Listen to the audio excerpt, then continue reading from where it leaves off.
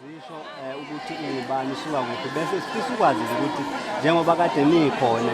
nizoxhasa imikhosi yonke ezinkulu nangesikhathi uhulumeni asaphelile uhulumeni lo kazwelonke kodwa nina njengomasipala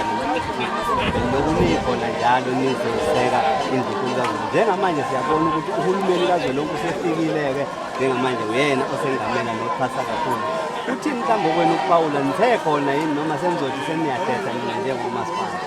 Lo msebenzi owasungulwa yisilo esibuzileyo kwakuyisilo sethu thina esasibekelethe sasabutha nebutho lethu ibutho lenani sibeka isikhathi kubeka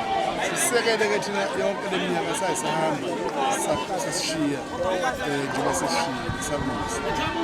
awukwazi ukuba senziwe okunye umsebenzi wethu thina uyazi ukuthi lowo ukubane sikwazi ukuba sisekele izwe ngaleyo ndlela-ke thina siyinto eyodwa noma kade uhulumeni umile ungasizi ngalutho noma uhulumeni usisiza asikaze siphele thina esilokhu sikhona ngoba yonke imikhosi le imikhosi yasesandlwana imikhosi yelembe eyayenziwa umdlokombane siyabe siyiseka ngoba seseka umuntu wabekelwa thina eyinkosini namanje-ke futhi ake ngimikhosi eminye esiyisekile kade kunomfethu oqinile wona esile saphila saqhubeka thina sayiseka imikhosi yesintu noma esiqhelile abantu umkhosi wokugcina kwesandla sasenzela thina sinanje yonke intsha esuka emzinyathi esuka emakhaya ethu umasipala ubani olumsinga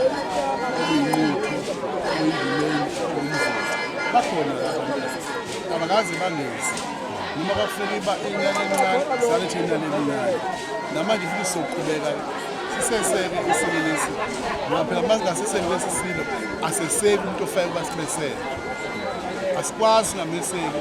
siyofa la efa khona siyofa naye ngoba siyakholelwa ekuthenini uqhubeka kulo msebenzi oqalwe yisilo umdlokombane owayeyinkosi yethu siyazi ukuthi useyinkosi yenu unene bancane lo bekwayo ufeke simbone ukuthi uyakhula nani niyakhula ngiyalo phela zakhe ayithatha lezo kumzalayo oshiya isihlalo umdlokombane. Siyabonga kakhulu.